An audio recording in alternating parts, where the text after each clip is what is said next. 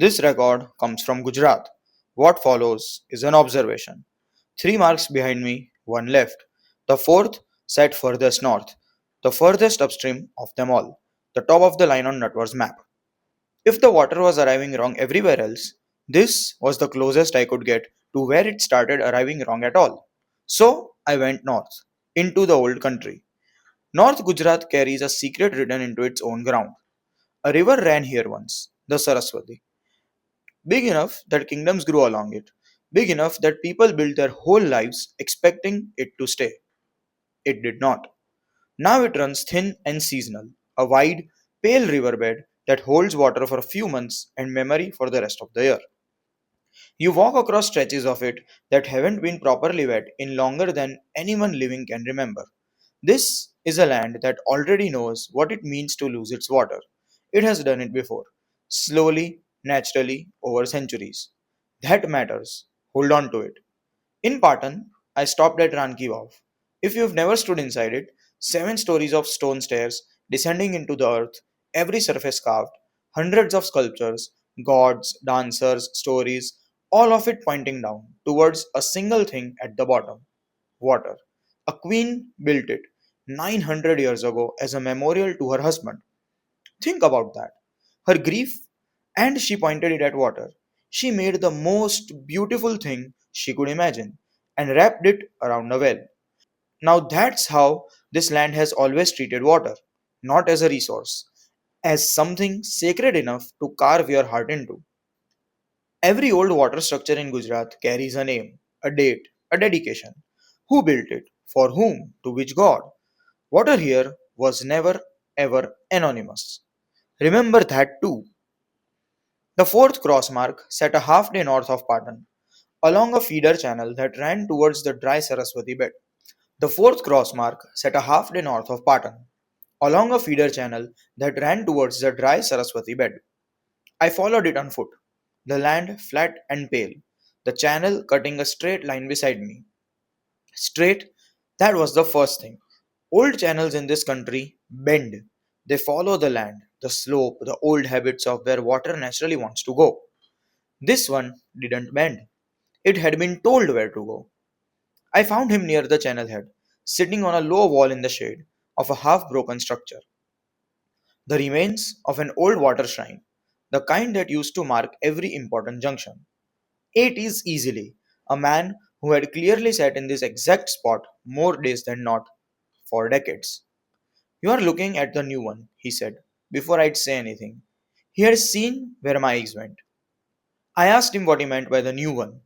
He just pointed up the channel. Go look, then come back. I will still be here. A few minutes up the channel, I found it. A control structure. Concrete and metal. Sitting across the channel head where the water gets divided and sent down the lines. Gates. Several of them.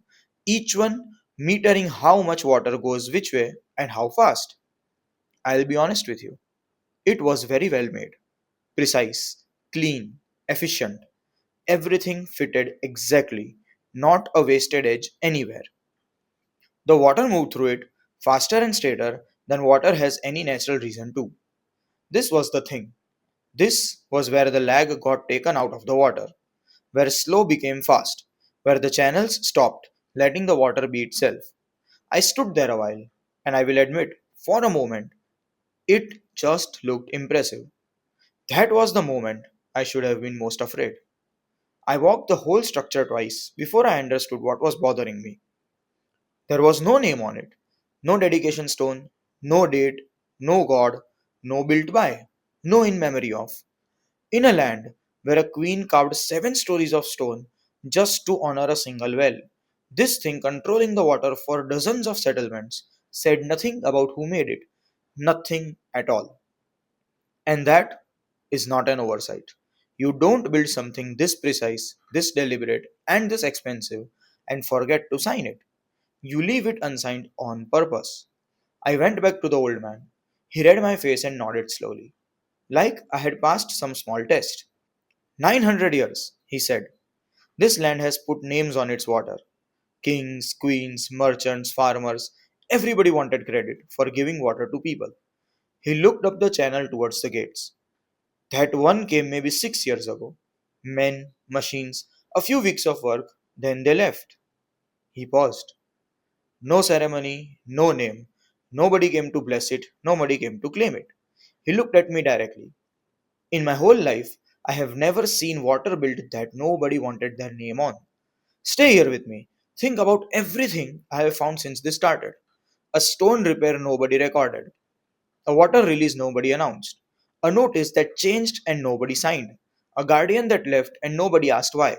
And now, the biggest one, a structure that bends a river to its will and nobody put their name on it. These aren't separate things, they are one habit. Someone is making large decisions about Gujarat's water and going to deliberate effort to leave no trace of having decided anything. That is not negligence. Negligence is sloppy. This is careful. Before I left, I asked him the only question that mattered. Did he know who built it? He shook his head. Then he said something I haven't been able to put down since. I stopped asking who, he said. A name I could go and argue with. A man I could shout at. He looked at the gates one more time. But this was built by people who already decided they were right. You don't argue with that, you just watch it work. I marked the fourth cross mark that evening. All four now. A complete lineup, the length of the water, ending at a structure with no name. For weeks I had been following what the water was doing.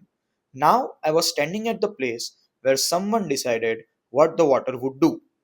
I still didn't have a who, I didn't have a why, but for the first time, I was certain of one thing. This was decided. And somewhere downstream, a guardian's ledge sat empty. A child's routine game fell out of step, and three Rohab stood in an inlet, pushing back against a current that started right here, at a stone with no name.